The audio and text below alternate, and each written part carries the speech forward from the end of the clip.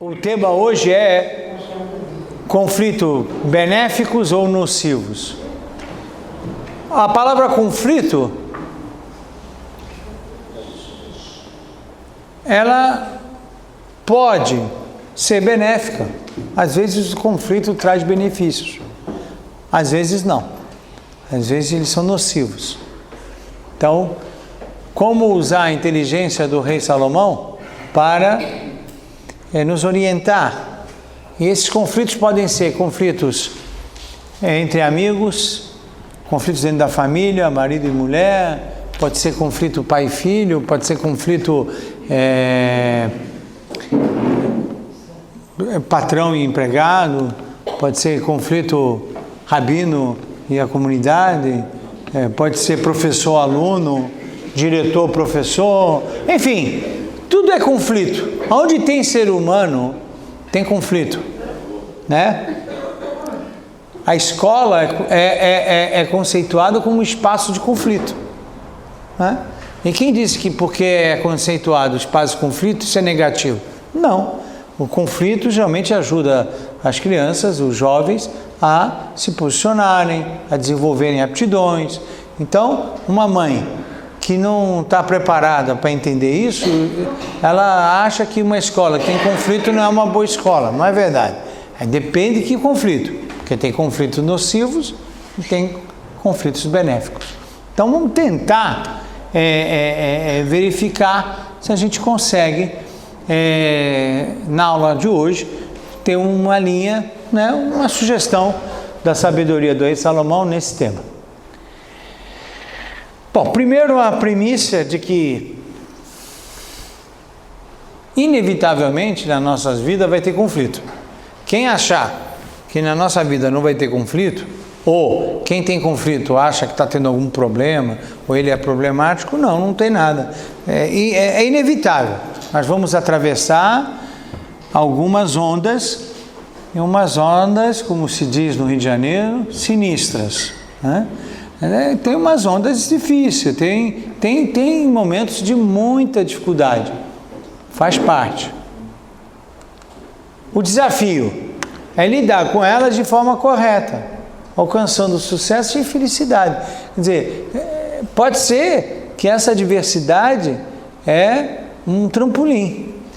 Caso contrário, se a gente não saber lidar com as adversidades, o fracasso e o desespero serão iminentes. Então, a gente tem que saber que não estamos no Gan Eden. Se estivéssemos no Jardim do Éden, nada disso ia acontecer. Mas a gente não está no Jardim do Éden. A gente está no Olamazé. O Olamazé, às vezes, tem problemas, né? E aí, como lidar quando tem problemas? Se é assim, existe propósito dos conflitos e nas adversidades. Então, quando tem algum problema, esse problema não apareceu do nada. Claro que o rei Salomão vai nos ajudar, porque tem problemas que são apresentados e eles são de origem externa da pessoa. E tem conflitos e problemas e adversidades que a própria pessoa faz. Então, tem que diferenciar um dos outros. Então, isso com muita sabedoria o rei Salomão vai nos ajudar. Não, mas esse problema quem está fazendo é você. Não tem problema nenhum, você que está criando esse problema. Esse aqui não tem propósito nenhum, senão atrapalhar a tua própria vida.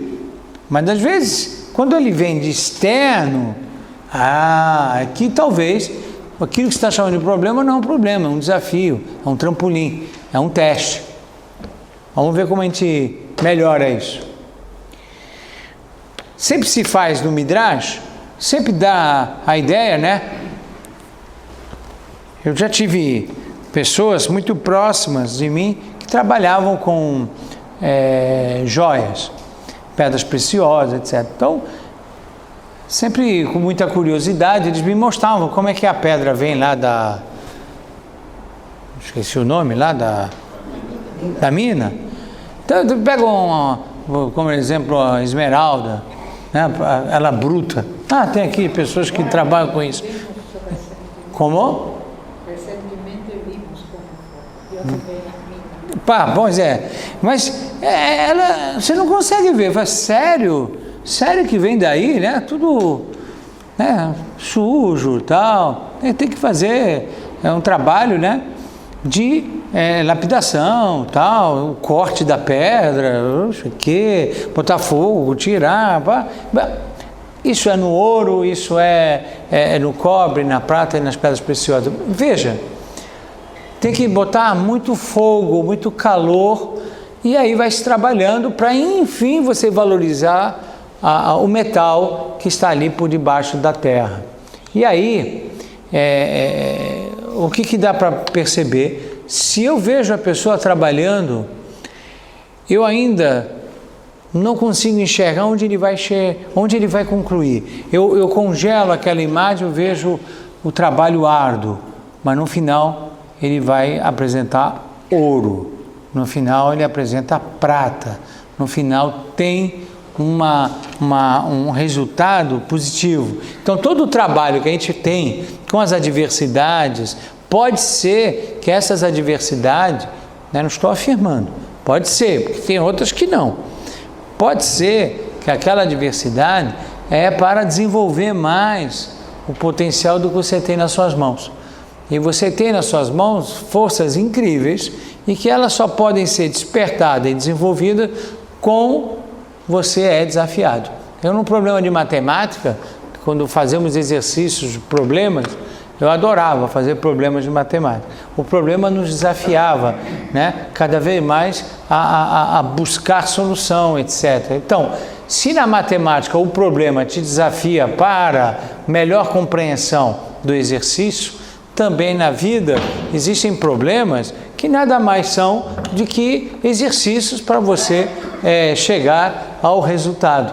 É assim que preliminarmente nós estamos começando a aula. Então, se vocês puderem abrir na página 700, o Michelet, capítulo 27, versículo 17 em diante, e aí, lá está escrito, assim como o ferro afia ferro, o homem faz o mesmo com a presença do próximo. Pronto. É como se, assim, eu coloco uma criança na escola para ela aprender a dividir espaço, brinquedos, jogos, esperar a vez. Então, assim como o ferro afia o ferro e a faca afiada serve para alguma coisa, o homem é colocado no meio social para ficar afiado, para ele ser um ser social. Porque se ele não é colocado lá, não vai cortar nada, ou seja, ele não terá utilidade. Então, o rei Salomão diz que é muito melhor deixar os filhos em casa, talvez. Ele não ia ser importunado, ninguém ia mexer com ele, a professora não ia ligar, a diretora não ia me chamar na reunião, coordenador não sei o quê. Mas, por outro lado, ferro afia ferro, homem afia homem. É nesse desafio da convivência com a humanidade é que nós nos tornamos pessoas mais afiadas, mais polidas, etc. Então, o que a gente pensava inicialmente, preliminarmente, que seria um problema, não é um problema. É um grande espaço para desenvolver o ser humano. É no espaço de conflito, lar, escola, empresa, clube, sinagoga, que o homem refina o seu ser. É na convivência. Então, nós temos que ficar atento quando uma pessoa tem problemas de relacionamento. De pequeno já dá para ver. E tem que fazer intervenção na hora. Por quê? Na hora não é assim. Na hora no sentido, não deixar isso, não, deixa. Pelo menos ele não se chateia. Não, é melhor ele se chatear, porque ele está se refinando ali. Então, a gente como rabino, por exemplo, quando um rapaz quer sair com uma menina, aí a primeira pergunta que que a gente faz é se o menino tem muitos amigos e a menina tem muitos amigos. Por quê? Porque senão não vai ter um problema. Porque pessoas refinadas, né, no meio social, tenderão a se entender homem e mulher. Mas se uma pessoa sempre foi problemática no relacionamento social, provavelmente ele vai ter dificuldade lá na frente de ficar numa relação centralizada com o gênero oposto. Então, um dos grandes vetores para um rabino ver a relação de um shidduch, né, de uma apresentação de menino com menina, é saber que as meninas e os meninos socialmente têm amigos, etc. Então, isso ele sabe lidar com conflito, porque sempre vai ter conflito. Bom, então, tem um conflito criado por terceiros aqui não necessariamente pessoas, né? Situações, etc. É externo e tem criado por ele próprio. Nós criamos conflitos. Da nossa cabecinha produz 20 mil coisas. Não era nada disso, o cara viajou na maionese, já estava achando não sei o que, tal, e se estressou, pensou, isso, aquilo, e não era nada disso. Os conflitos criados por terceiro ou situações adversas são testes. É preciso que vocês entendam isso. A figura... Pois não, dona... O que é tolerância?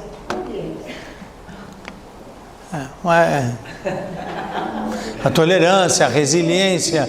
Não. Pode ter uma intensidade maior, pode ser menos profunda, se houver tolerância.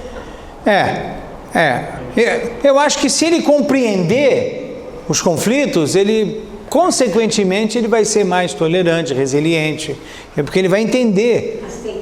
Ele vai aceitar, ele vai aceitar e vai atuar com esse conflito. Porque aceitar, ele fica passivo ainda. Não, aceitar de uma forma... Isso.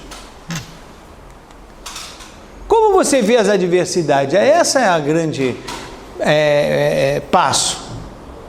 Se você vê a adversidade como um problema, aí provavelmente você vai ficar naquele caso introdutório que falamos antes, ele vai ficar nervoso, vai ficar desesperado. Mas se ele vê as adversidades como desafio, trampolim, como um problema de matemática, ótimo, ele vai lidar com o problema, né? Então, por exemplo, aí o cara está aqui, ele faz questionamentos, apareceu um problema na vida dele, né? Aí ele fala, o que é isso? Aí ele começa a fazer pergunta, por que comigo? Por que comigo? Porque eu fui escolhido. Porque ele não e eu sim. Aí ele começa a ficar irritado, aí ele começa a ficar com raiva, aí bate a porta, fala áspero.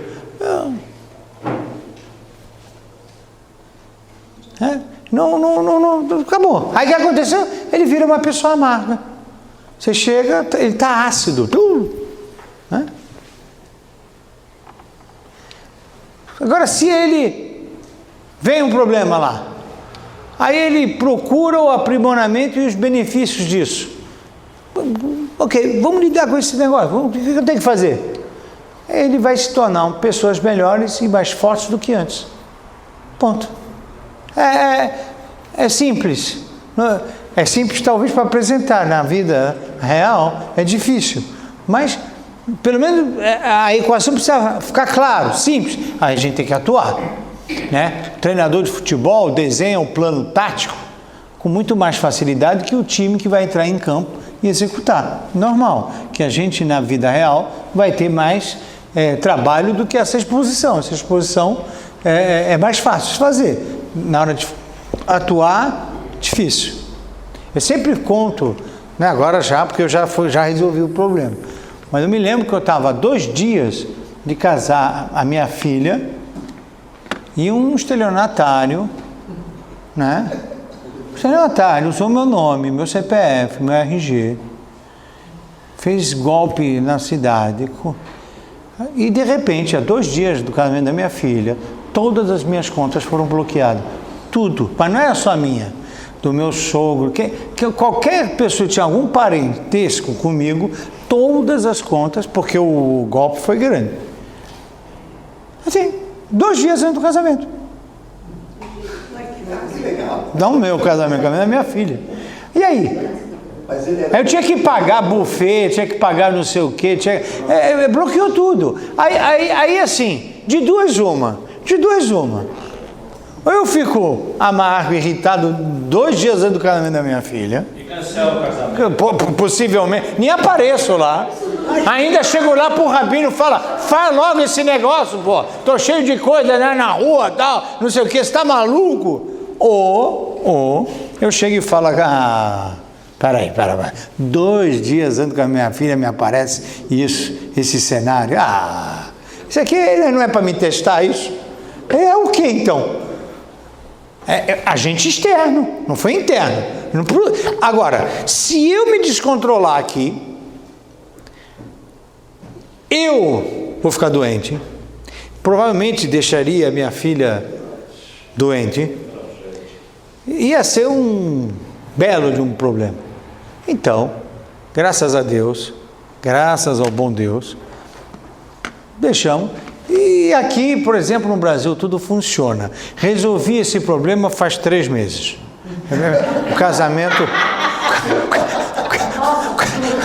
O casamento ocorreu faz 2 anos. E eu resolvi o problema há 3 meses atrás. Vejam só. Talvez pessoas mais próximas de mim sabem dessa história. O que eu poderia fazer? Não tem que fazer. É algum teste. Não dá. Então, claro que nós vivemos num país que quase não tem isso, né, estelionatário? Então, e é impressionante, né? É impressionante essas questões, é impressionante. Bom, os conflitos benéficos, então, eles servem para aprimorar você. Eu concordo que a gente pode rezar de manhã cedo, Birkot HaShachar, vai por mim, e peça para Deus não te mandar conflitos benéficos. É melhor. Não pense que eu sou um masoquista. O rabino gosta de conflito, né? Não gosto não. Eu rezo para não ter. Mas é inevitável. Porque tem ciúmes, tem bobagem, tem vaidades, tem uma porção de coisa. Pois não? Posso fazer uma pergunta? Qual foi o benefício que o senhor sentiu nesse momento? Que o dinheiro é muito pouco. Olha, era muito, tá? Para mim era muito. Mas é muito pouco, a vida é muito mais que dinheiro. Ali ficou claro para mim. Não, ficou claro, mas aí o senhor não tinha que pagar as coisas, como está resolvendo isso? Fui conversar com eles. Senhor, não tem melhor que o Emet, não tem melhor do que a verdade. Falei, escuta, eu estou com minhas contas bloqueadas. Aconteceu isso. Mas você estava dançando tão bonito. Não tá? Aliás, a festa está muito bonita. O senhor não parou de dançar. Tu queria que eu fizesse o quê? Chorasse no casamento? O que você queria que eu fizesse? E aí a gente vai no humor construir com os parceiros a quem eu devia, né? Falei, o que você queria que eu fizesse? Me fala. Então o aprendizado lá, o dinheiro é pequeno. Havia uma coisa mais importante lá e que talvez, a gente acha que para ficar feliz, né, tinha que resolver o problema do dinheiro primeiro, senão não dá para... Não. Isso aqui, claro, eu não fui irresponsável. Tive que falar com o advogado, depois troquei de advogado, depois a gente resolve o problema racionalmente. Mas o problema é aqui, ó. É aqui, porque você pode ter bons advogados e aqui não ajuda, não tem advogado que vai ajudar, não. Então aqui eu consegui. Esse problema não me pertence. Mas como não pertence? Bloqueou a tua conta? Não, ele é externo. Eu sei lá quem é. Desculpa, o estelionatário usou meu nome e tal. Ah, mas você está sem o dinheiro todo, você está maluco. Aí como que eu vou pagar isso, como pagar aquilo? Pronto. Lexotan. Eu fui tomar um uísque, né? Tava lá, Lehigh, eu tava lá, Mas, Davi, desculpa, realmente a gente reza para não ter esse tipo de teste, esse tipo de conflito. Mas, inevitavelmente, também isso é um aprendizado. E, às vezes, a pessoa tem que passar, até para que uma situação um pouco mais crítica, ele saiba lidar com um problema que tem um tamanho um pouco maior. Ou seja, esse teste para a vida não é também um aprendizado? É um aprendizado, aprimoramento, aprendizado, é isso mesmo. Você vai ser uma pessoa muito mais. Aí depois o que você faz com isso? Ensina os filhos primeiro, né? Então, reunir os filhos, falar, olha só o que o papai passou. E o que a gente tem que aprender? Depois vai avisando para as pessoas que estão mais próximas de você. Calma. Esse problema está na tua mão, ele caiu aí na tua frente, é para te ensinar alguma coisa. Porque ele é externo, ele veio de fora para dentro. O problema é quando você criou o problema. Aí a gente já vai ver. E o conflito nocivo? Toda discussão que se baseia em orgulho, raiva, palavras duras, impulsividade ou querer interferir em briga alheia. Isso é nocivo.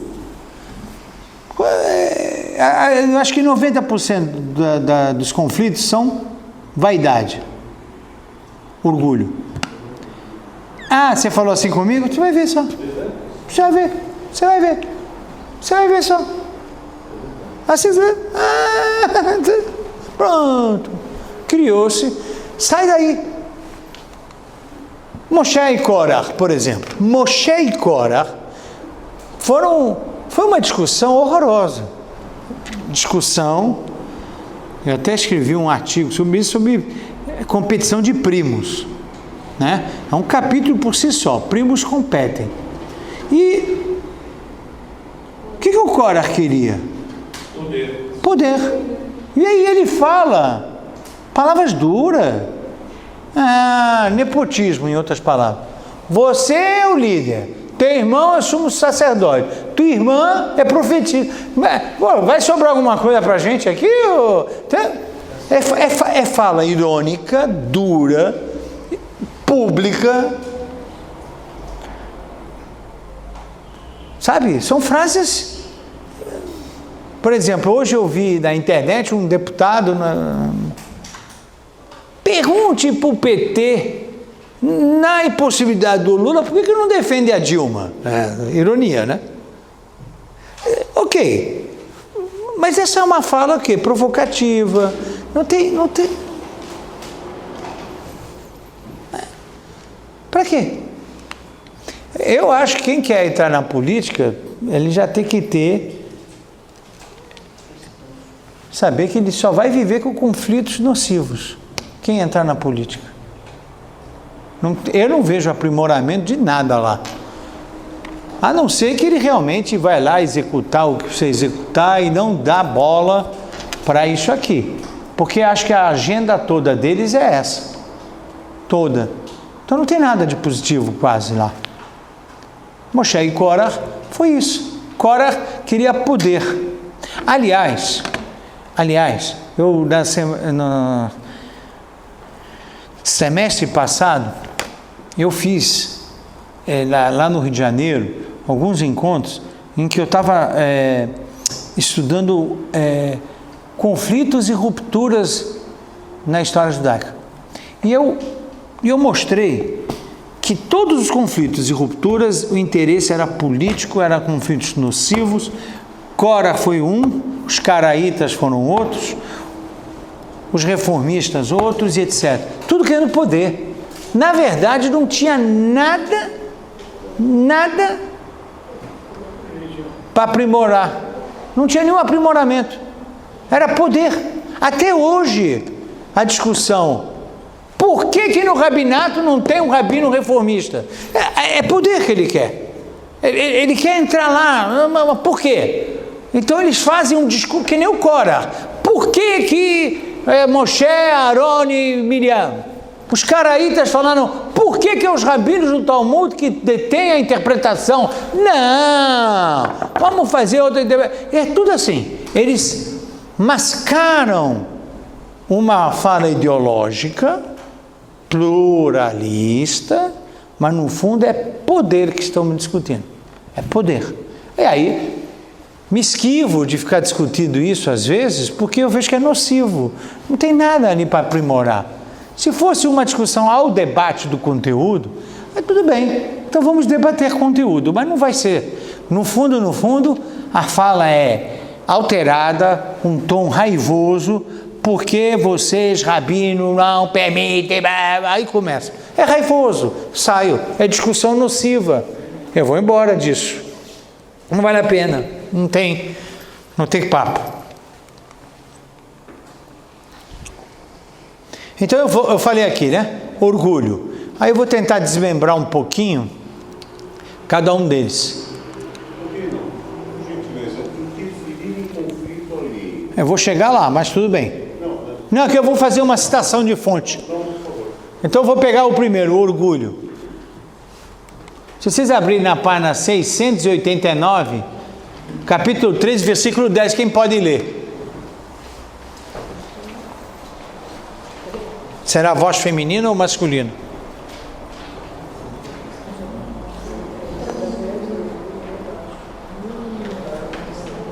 Através do orgulho, não se alcança contendas, mas com os que bem se aconselham está a sabedoria. Pronto.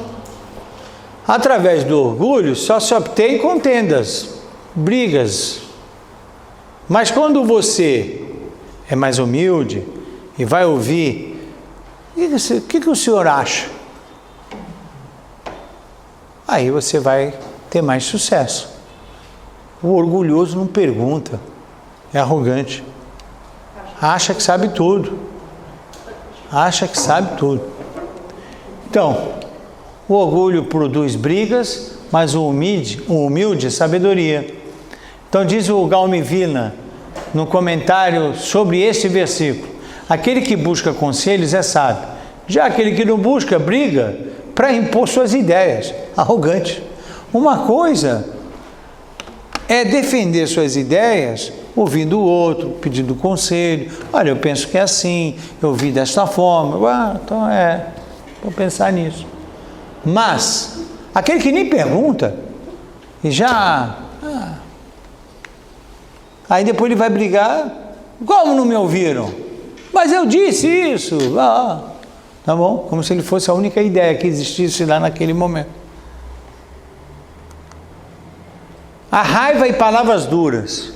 Se puderem abrir na página 691, no capítulo 15, tem o versículo 18, depois a gente vai voltar para trás para o versículo 1, no mesmo capítulo 15. Quem pode ler?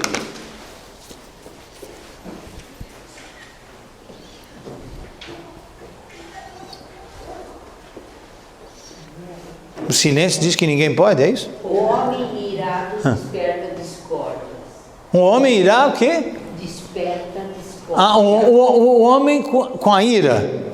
Homem irado. Homem irado, sim. Homem irado Isso. desperta discórdias. Ok. Mas o que é lento e irar-se apazigua as contendas. Perfeito. E já lê para mim o capítulo 15, o versículo 1. Uma resposta delicada acalma a ira, mas a palavra grosseira a atiça. Pronto. Olha só. A gente vai fazendo essa busca no Michelet e vai construindo essa rota aí que a gente fez, né? Diz o Gaon Vilna, uma fala delicada acalma a ira. Ou melhor, desarma. Olha o que ele fala. Futuras agressões físicas. Como a gente tem que aprender a falar delicadamente. Porque uma fala áspera pode levar à agressão física em pessoas que você menos espera, em situações que você não imaginaria. E tudo começou com uma fala áspera, não fala delicada. Oh. Mas palavras duras ou grosseiras provocam agressões verbais ou pensamentos indevidos. Então, ora, se tudo está na palavra, então a gente tem que saber como usar essa palavra. Impulsividade. Toda discussão que você vê uma reação intempestiva, impulsiva, é desastroso. A gente vê isso. Eu falo, não, olha, peraí, vamos sentar para conversar. Não, não quero conversar. Não, mas... Tá bom. Não vai dar bom, não vai. Bom não vai ser. Porque você vê que é impulsivo. Não, a pessoa não quer sentar para... Tá bom, não sento. Eu vou fazer o quê? Não quer sentar, o que vai dar? Vai bater com a parede, vai bater com a cabeça na parede. Não vai. Não te apresses em partir para disputas, para que depois não saibas o que fazer quando o teu adversário te houver envergonhado. Não vai correndo. Olha lá que palavras bonitas, né? O rei Salomão parece um craque, né? É craque, né? Olha que... Não te apresses. Porque você vai despreparado, vai fazer besteira, a reação dele vai ser muito mais em cima do teu despreparo, você vai ficar envergonhado com isso. Para que você foi correndo responder? Calma, né? Interferir na briga alheia. Chegamos. Página 699, é 25 também, só que é no versículo 17, Alberto, continua aí, no versículo 17. Que raramente vá teu pé à casa de teu vizinho, para que não se farte de ti e te odeie. Vê para de novo. 17. Que raramente vá teu pé à casa de teu vizinho. Sim. Para que não se farte de ti e te odeie. Você mantém um pouco a... Eu falei que minha avó me educou assim, você vai na casa dos outros, vai com um pé só. Aí eu falo, minha avó, mas como assim, vó? Não, um pé só, porque... Quanto tempo você consegue ficar com um pé só? Não fica muito tempo na casa dos outros. Tem visita de médico. As avós têm inteligência, né? Visita com um pé só, ele falava para mim. Não vai com 2 pés. Né? Tem pessoas que fica, tá? Tinha uma soneca ainda lá no sofá da sala, tá? Não sei o que.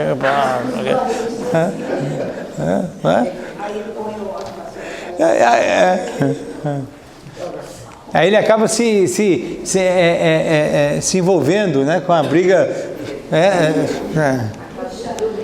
Se está acontecendo do seu lado, aí volto a dizer que aquilo pode ser um teste, porque ele é externo a você, você não procurou aquilo, certo? Porque todas as vezes que você procura, é você que produz. Mas aqui não, aconteceu. Então, provavelmente ali você está sendo colocado num teste, provavelmente você vai aprimorar uma técnica de como apaziguar, porque ele se apresentou na sua frente. Por exemplo,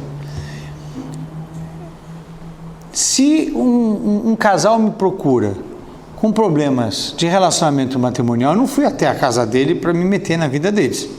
Eles me procuraram. A partir do momento que eles me procuraram, então agora eu vou entrar no tema, porque eles me trouxeram o assunto. Se eles me trouxeram esse assunto, eu vou tentar ajudar. Eu vou tentar ajudar, porque se Deus me mandou eles para mim, é porque Deus está acreditando que eu tenho alguma coisa que posso fazer para ajudar. Então, se o conflito apareceu do teu lado, provavelmente, a inteligência divina te colocou lá para poder ajudar em alguma coisa que o tempo e você mesmo vai perceber onde você pode e poderia ajudar lá. Então, tem que ver desta forma. Então, mas vale interferir? Vale. Aí sim, eu não fui procurar, é diferente. Lo ta'amod al dam re'echa. A Torá falou, eu não posso ver uma pessoa sofrendo, não é comigo, não vou me meter, quer saber de uma coisa, que se vire. Isso é uma proibição da Torá. A Torá me proíbe fingir que eu não vejo. É omitir. Se aconteceu na minha frente, Ribono Shel Olam, se Deus é... Deixa eu ver como é que se fala em português. Você não pode ficar indiferente, né, à situação. Não sei, você não fica indiferente, mas às vezes a pessoa... Deus, se o conceito de acreditar em Deus é da onipotência e onipresença, ora, se eu estava presente nesse conflito, é porque Deus queria que eu ficasse. E se Deus queria que eu ficasse, não posso fingir que eu não vejo. Não posso, está proibido. Vai se meter lá com o Rothschild? E aí, que é o Rothschild? Mas se eu estou lá, eu vou fazer o quê? Vou fazer o quê? Deus me mandou lá.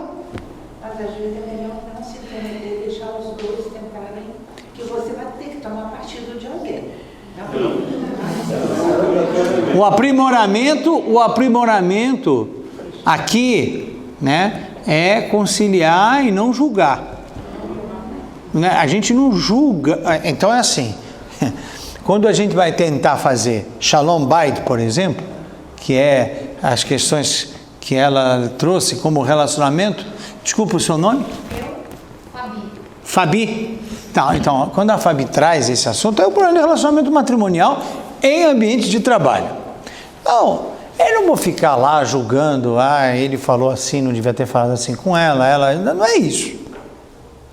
Chega lá, fala, a temperatura aumentou, vamos bater um papo, tomar um cafezinho aí e tal, não sei o quê. E acalmar. Se tem outra coisa que ali só foi um estopim, uma das partes vai procurar a Fabi para falar. Aí ela, não sabia, tá, entendi, mas mesmo assim, calma, tal. Aí ela vai no outro momento, fala com o outro lado, olha, sabe o que, parece que, né, vocês são tão bacanas, tal, imagina, tal, vamos ver se ele vai falar o outro lado da moeda. E aí vai tentando, vai diminuindo. Normalmente, a temperatura aumenta, depois acalma e vai passar. Normalmente. Então, quando você sente que você está esquentando... Liga o ar-condicionado. É melhor que fica quieto e cala a boca. Liga. Porque senão você entra na história. E às vezes os dois estão bem e você que fica mal entre os dois. Não, é só não fazer julgamentos. A nossa missão não é julgar casal nenhum. Não estou falando apenas casal. Não, professor, aluno com aluno. Já tem, a gente tem essa pretensão já de ver quem é o bonzinho da história e quem é o malvado da história. A gente já quer, sabe, eu não sei, quer dar uma de Gilmar Mendes, todo mundo, entendeu? Mas isso me leva a pensar que numa situação conflituosa sempre acaba tendo uma parte mais dominante e uma parte que cede mais. E aí o fato de ceder, de não querer entrar na briga, de querer pôr panos quentes, não acaba gerando um outro problema para essa pessoa de ser feita de trouxa, assim, aceita uma questão. Aí você, como está lá só para apaziguar tal, se você perceber que é isso, aí tem que encaminhar eles para um aconselhamento terapêutico. Aí a amizade também, um bom amigo, ele percebe, ultrapassou a minha área de atuação. Opa, aqui eu vou ter que encaminhar. Não, mas até nos outros, impulsividade, orgulho, nos outros aspectos. De novo, a minha intenção é fazer com que um conflito saia da zona do nocivo. Agora, se tem lá uma coisa que é recorrente, uma questão que precisa de uma orientação, aí é terapêutico já ultrapassa. Nós não vamos resolver todos os problemas da humanidade de forma alguma. A gente aqui só está orientando, é nocivo, então sai fora, se é você que está envolvido no conflito, ou você viu o conflito, então ajuda para eles tirarem essa atmosfera, seja do orgulho, seja do que for, né? Mas se a coisa é persistente, aí tem o lado dominante, o lado que sempre cede e tal, e isso está trazendo um problema numa própria relação, aí precisa encaminhar, aí está claro, aí não é nossa amizade que vai resolver esse problema. Bom, por causa disso, por causa que os conflitos ocorrem, os conflitos ocorrem mais com as pessoas em que amamos, né? Acontece com... Vai ser muito difícil arrumar um conflito com um porteiro da sinagoga. É?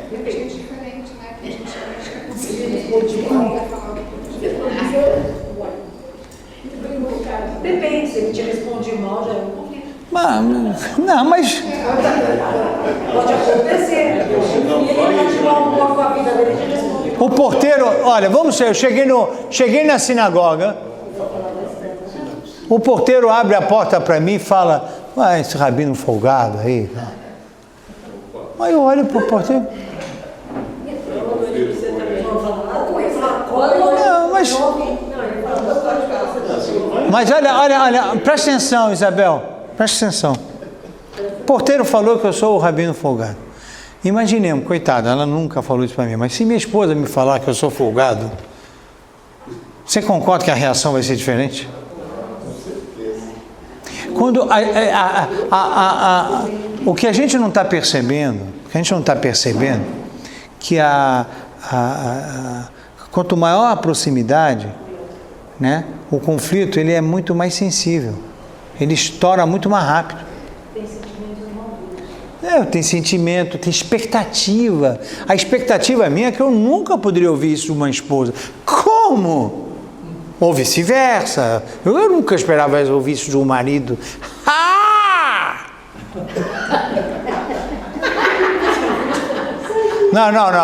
Não faz, mas eu teria que fazer isso porque quando eu falo conflito, né, aí o pessoal fica ouvindo, isso aqui acontece com o porteiro, com não sei o que, com o motorista, com essas pessoas, você pode até ficar indignado, fala aqui e tal, e vai embora. Agora, quando é alguém muito próximo, aí a coisa vai começar, aqui não vou deixar barato, aqui você vai ver quem manda aqui, você vai ver só. E aí a coisa vai tomar, novela das 8, não é das 8 mais, da 9 agora. Quando eu era menorzinho era das 8, né? Agora está ficando mais tarde tudo. Então eu sugiro tomar cuidado com pessoas próximas. Como a gente fala com o pai, como a gente fala com a mãe. A coisa não está... O pessoal não está entendendo que os conflitos, os que mais deixam a gente debilitados, são conflitos das pessoas que nós mais amamos. Não das pessoas distantes. Eu não estou falando tudo isso para a gente agora falar, presta atenção nos palestinos, tá? Para não ter conflitos nocivos, tá? Não. Eu estou falando entre nós. Eu não estou lá, cuidado lá quando você for. Ali é rápido. Você resolve rápido, porque a expectativa, qual era que você tinha? Que expectativa você pode guardar? Então, mas mesmo essa pessoa que guarda, a proporcionalidade é aplicada.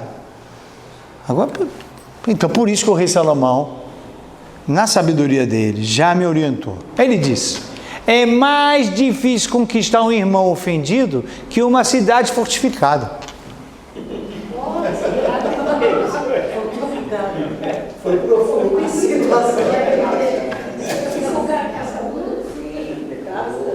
Olha, gente, podem acreditar, eu só estou fazendo coletânea da sabedoria deste homem. A gente podia ficar estudando o Michelet o ano inteiro e vocês não iam se cansar. Vocês não iam se cansar. Eu estou falando coletânea. Eu pegar ali, pega aqui, vai, costura, vai eles terem um gostinho, né? Aperitivo. Né? Isso aqui é um aperitivo. E aliás, eu já vi na programação que a próxima aula que tivemos do Edição já não é mais isso. Vamos voltar para uma história da divisão do reino Judá e Israel. Aí vocês vão ficar com saudade. Não, Rabino, volta lá para... Por quê? Por que isso? Porque é importante vocês verem que o judaísmo é assim. Ele tem história, ele tem ética, moral, ele tem leis. Depois vão entrar já no Eliyahu Navi. Acabou Salomão. E vai ficar o gostinho do Salomão. Tudo bem, a gente pode estudar o rei Salomão. E aí tem... Isso é no Michelet. E se a gente for estudar o Eclesiastes, que é o Kohelet, que é a maturidade da sabedoria dele, um homem de 60 anos escreve, esse é um homem de 40 escrevendo. Ali, equilibrado, tal. Mas é um homem de 60, 65 anos, já mostrando o que é a vida, tal. Um livro belíssimo, doce, o Kohelet. Então, não dá para estudar tudo, né? Aqui é só para dar um pouco do aperitivo. Sugestão do rei Salomão para pessoas menos próximas.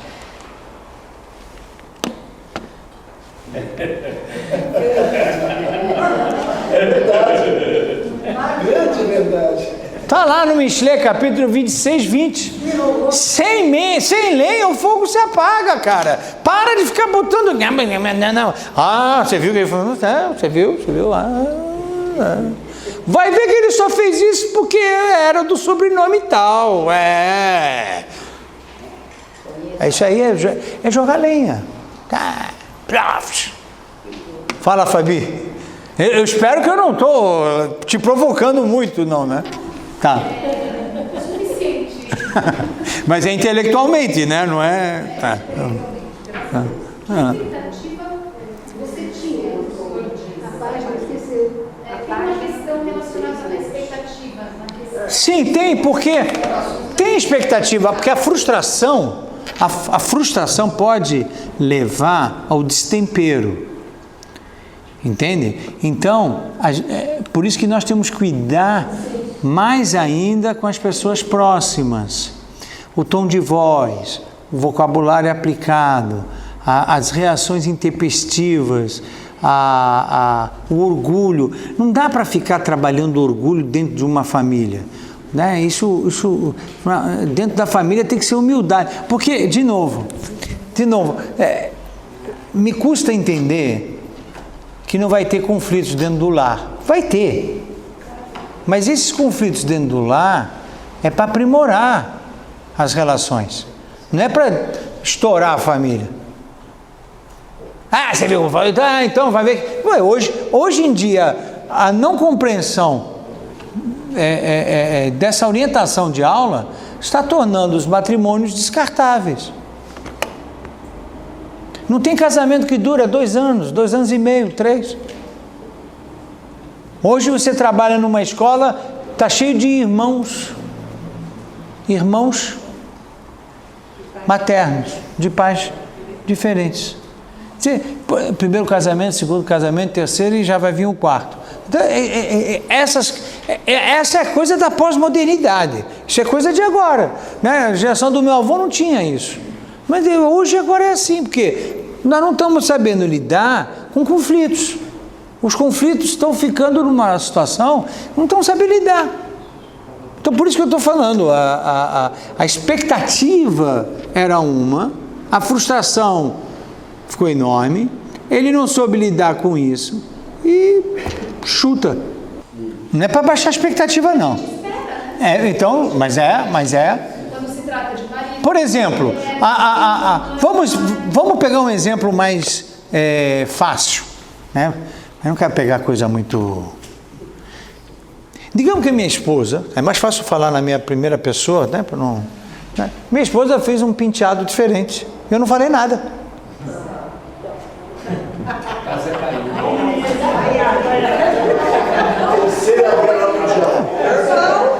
Ela fez lá um negócio, né?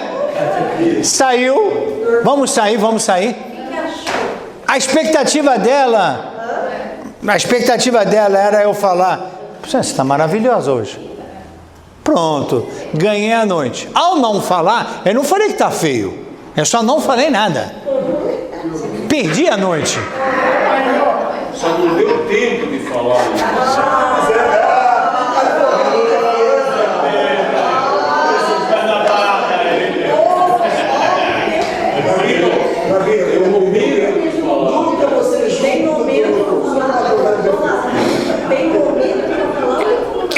Então o que acontece aqui? Não falei. Aí vai vir um conflito. Muito bem. Agora, aprimoramento para ela, como lidar quando o marido não fala?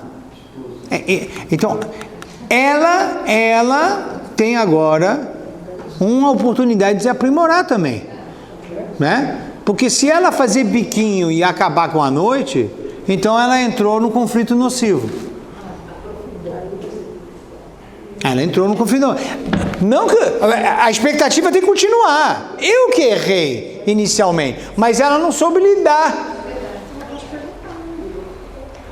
Ela não soube lidar. Ou vice-versa, né? Então, eu cheguei cansado, né? E como assim todo mundo dormindo? Ninguém me esperou? Aí eu começo a ligar a luz. Quer dizer, eu tinha uma expectativa que, embora eu vou chegar atrasado, vamos esperar o pai chegar, o marido, né? Afinal de contas, me falaram isso lá quando assinei a Ketubá no casamento. Aí eu chego lá.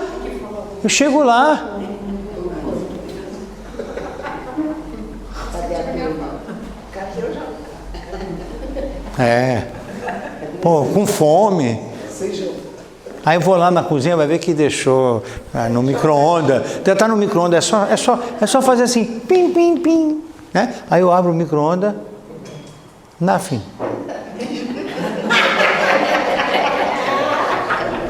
Aí vai na geladeira, está na geladeira. Aí você abre a porta.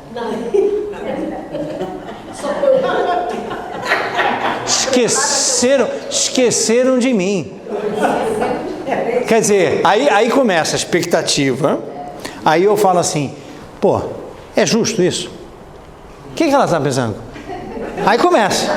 O que ela está pensando? Que eu estava o quê? Jogando poker? Onde eu estava? Ela não sabe onde eu estava? Ela não sabe que eu vou voltar cansado? Aí começa a ligar as luzes do corredor.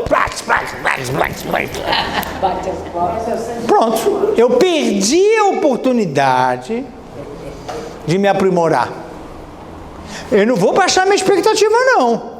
Eu gostaria que quando eu chego me recebam mesmo. Não tem essa, não. Começa a baixar. Porque, desculpa o termo, vou usar um termo carioquês. Porque é avacalha. Não pode. Nós temos que realmente ser um primor de relacionamento. Mas às vezes escapou ali. Vai lá, não sei o que aconteceu.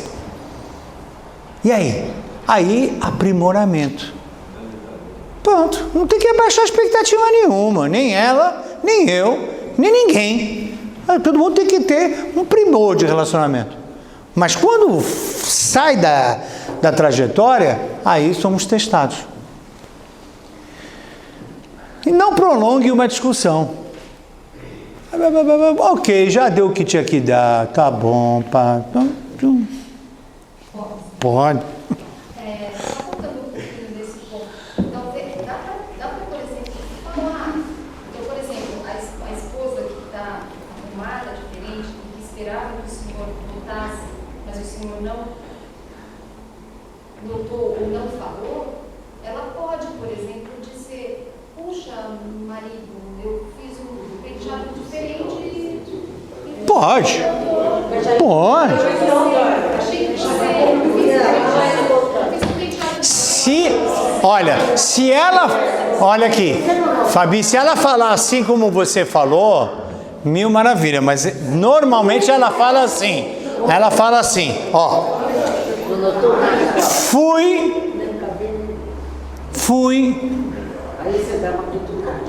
Gente, deixa eu fazer um pouco de teatro. Como é o nome do salão aqui, na Oscar Freire? Hã? Jaça. Não, Jaça é do Silvio Santos, não é? Jacques Janine. O que seja, Jacques Janine. Fui lá. Tudo isso para sair com você. Você não é capaz de falar comigo.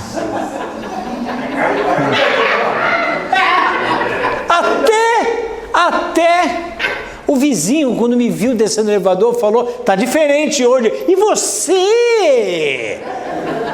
Essa fala é uma fala, né, extremamente agressiva. E o jantar? Também. Na hora que chega e vem o jantar não falar. Exato. Então, era para me aprimorar e não me aprimorei. Caí. Fui para uma discussão nociva. Eu não usei aquele momento para crescer, eu me afundei. É isso mesmo. O Salomão Deus na sequência, onde não há lenha, o fogo se apaga, né? O complemento do provérbio é muito interessante porque fala exatamente sobre aquilo que está sendo colocado aqui. Porque onde não há maledicência, cessam as disputas. É a continuação do passuco, do versículo. E aí, podemos terminar? Sobre as palavras duras. A dúvida da palavra dura é a seguinte: como é que se situa na tradição judaica, no Talmud, a questão da ironia? E porque na Torá, claro, tem ironias ou tem respostas enviesadas que se entende perfeitamente o conceito e quem fala, né? Quando Caim fala, acaso eu sou responsável do meu irmão, para Deus, é óbvio, não precisa de grandes explicações. Agora, a mim me dá um estranhamento quando eu vejo que, por exemplo, na passagem da sarça ardente, que Moisés, ele fala para Deus, mas eu não posso, não consigo, eu sou gago, aí Deus dá, não, então Arão te ajuda, etc. E aí no final Deus perde um pouco a paciência com Moisés e ele usa uma espécie de ironia e fala, acaso eu sou Deus ou não sou Deus? E mais ou menos essa figura, essa imagem. Em outra passagem também, antes do Mar Vermelho, do mar se abrir, também na saída do Egito, também tem uma passagem que me dá uma estranheza, que Deus fala assim, o que vocês estão me pedindo? Eles não façam alguma coisa, vão em frente, prossigam. Também é uma certa ironia. Então eu realmente fico muito na dúvida sobre a questão da ironia, de que ponto ela é uma palavra dura ou ela não é. A ironia é uma palavra dura, depende da circunstância, né? Aqui a gente usou da ironia em alguns momentos para ilustrar e foi feito com humor, tal. Mas às vezes a ironia ela é pior do que um palavrão. Então depende do contexto e depende da quebra da expectativa, né? Todo o problema é a quebra da expectativa. Havia uma expectativa, né? E aí me foi respondido com ironia. Então, não está legal. É duro. E de novo, principalmente das pessoas que mais amamos, né? É isso que tem que ficar claro. Rabino, tom acusatório. O tom acusatório é pior. Mas tem a ver. Não, tem, mas aí é pior ainda, né? Situações de você isso, você É complicado isso. Uma sugestão. Então, olha, desculpe. A primeira sugestão: sem lenha o fogo se apaga. Então não prolongue uma discussão. Você está lá para diminuir, não para aumentar. Né? Só faltava isso. O cara chega lá, os dois estão brigando, falando: mas por que você fez isso com ele? Pô, está botando lenha. Né? Mas por que você... bom, então o cara está explodindo, né? A outra é presente secreto acalma a ira. Assim o rei Salomão fala. Presente aqui não é suborno não, tá? É mais no sentido, houve uma discussão, tal, não sei o que, você manda um cartão. Um cartão. Querido, desculpa, ontem me exaltei. Hoje, quando sentarmos juntos, será tudo diferente. Tenha um bom dia. Acabou. Hein? Flor. Manda flor. Manda um bombom. Manda uma caixinha de chocolate. Não precisa gastar muito, porque se bobear, ainda joga na cara. Pô, eu te dei aquela pulseira, ainda você está... Mas quando é um cartão... O cartão é melhor. O cartão desarma. Um bombom desarma. Só o cartão?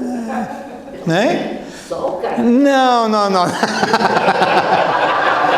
Não, ali, foi bom que você fez essa ironia. Olha, aqui foi uma ironia, mas olha onde o cartão não vai bem. Por exemplo, de novo na primeira pessoa pronta, mas por favor, né? Vocês vão ver a minha esposa na sinagoga. Eu falei: vem cá, o rabino realmente. Né? Eu estou fazendo isso para. Bom, digamos que eu vou completar então 30 anos de casados com a minha esposa. 30 anos de casado, né? Numa sociedade descartável. Aí manda um cartão só.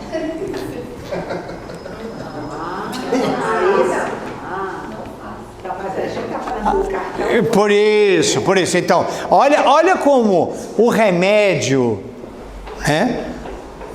Quando indicado, não é nem dosagem, ele é indicado para uma coisa, mas é contraindicado para outra. Aqui, se tu mandar um cartão, desculpa o termo, de novo vou usar o carioquês, é um imbecil. Ele é um imbecil, ele não entendeu nada do que eu falei. Eu falei, ela desceu, não falei nada, tal, uma discussão lá, quebra a expectativa, tal, eu mando um cartãozinho já, antes de sair, deixo lá, esse cartão surte efeito. 30 anos de casado, o cara vai lá e me dá um cartão que ele ouviu na aula do Rabino Sami na Rua Cravinho. Eu tô perdido. Não entendeu nada que eu falei, entendeu? Não entendeu nada que eu falei. Né? E nós sofremos, aliás, eu quero dizer assim, nós sofremos muito com isso. Por isso que eu mandei já gravar. Tá lá, vai ver, tá gravado, não foi nada disso que eu falei. Tem um contexto da minha fala. Conclusão, para acabar a aula. Sim, eu contei essa história na sinagoga sexta-noite, quem esteve ouviu, quem não esteve vai ouvir. É um pedido que faço, né? Havia um rabino chamado Pinhas Ben Yair, rabino do Talmud, e ele foi chamado para visitar uma pessoa que tinha uma necessidade muito grande, precisava de ajuda. E aí o rabino Pinhas Ben Yair foi lá, uma palavra amiga, um sorriso, um abraço, uma reza, enfim, o rabino foi. E aí o rabino, para chegar na casa dele, viu que no caminho tem um rio, estava transbordando, o rio, era impossível passar lá. O que ele vai fazer agora? Há uma expectativa, a pessoa está esperando o rabino chegar, e o rabino não tem como chegar. E agora? Aí ele simplesmente, Pinhas Ben Yair, foi lá, falou: Rio, rio do meu coração, deixa eu passar aqui. Diz o Talmud que as águas do rio abriram. Pinhas ben Yair, tarará, tatá, tatatá, tananã, passou. Olhou para trás, ele agradeceu o rio, afinal de contas agora ele vai poder chegar na pessoa que estava precisando dele. Aí ele viu 2 caras correndo assim, tipo, ele quer pegar carona. Aí ele fala, rio, não abre só para mim não, abre para ele também. Aí o rio, continua a musiquinha. Passou os 2. Diz o Talmud, Rabino Pinhas ben Yair é mais que Moshe Rabbeinu. Porque Moshe Rabbeinu abriu uma vez o Mar Vermelho. Rabino Pinhas ben Yair abriu 2. Pergunta ao Talmud, quem é esse Rabino Pinhas ben Yair que para ele o rio abre 2 e para Moshe abre 1? Diz o Talmud, Rabino Pinhas ben Yair nunca ofendeu ninguém. Ponto. Se ele nunca ofendeu ninguém, sinal que o mundo inteiro se curvará para ele. E se você tem um rio na sua frente, saiba que o mérito de você não ter ofendido nunca ninguém, todos os obstáculos vão desaparecer, vão se desmanchar na sua frente. Daí se conclui que Moshe ofendeu alguém? Não. Se ele não e teve o mérito... Não. Aí se conclui... Precisou 2 vezes. Ele precisou uma vez só. Aí se conclui que Pinhas ben Yair nunca ofendeu ninguém. Ponto. Já que o Samuel, ele é cartesiano, é engenheiro, a gente já sabe, quando Samuel fala, a gente já sabe, é x mais y igual a z. Se x mais y igual a z, x mais w não vai dar z, porque senão repetiu o y, entendeu? Engenheiro. O povo, tá certo? Tá certo. Moisés chamou o povo de rebeldes. Não entrou em Israel. Rabino Pinhas ben Yair nunca ofendeu ninguém. O Talmud não faz o jogo ali. O Talmud é preciso. Pronto. Isso é Pinhas ben Yair. Eu não sei se a gente tem essa capacidade de ser um Rabino Pinhas ben Yair, mas eu queria ser um Rabino Pinhas ben Yair na minha casa. A gente sabe, coloca metas, não é isso? Não tem que botar metas na empresa. Então a minha meta é o seguinte: eu quero ser Rabino Pinhas ben Yair na minha casa. Ponto. Eu estou satisfeito. Não ofenda o porteiro. É muito fácil. Não ofender o porteiro está fácil. Não, de verdade está fácil. Aí todo mundo vem me pregar a ética. Olha como você fala com o porteiro. Aí você fala, que educação, muito bom. Eu tenho o pé mais no chão, viu? Eu quero saber como você fala com seu pai, com a sua mãe, com seu avô, com sua avó, com seus irmãos. Primeiro aqui é o ninho. Porque aqui a gente fica muito à vontade e começa palavra atravessada aqui, palavra atravessada ali, daí está tudo errado.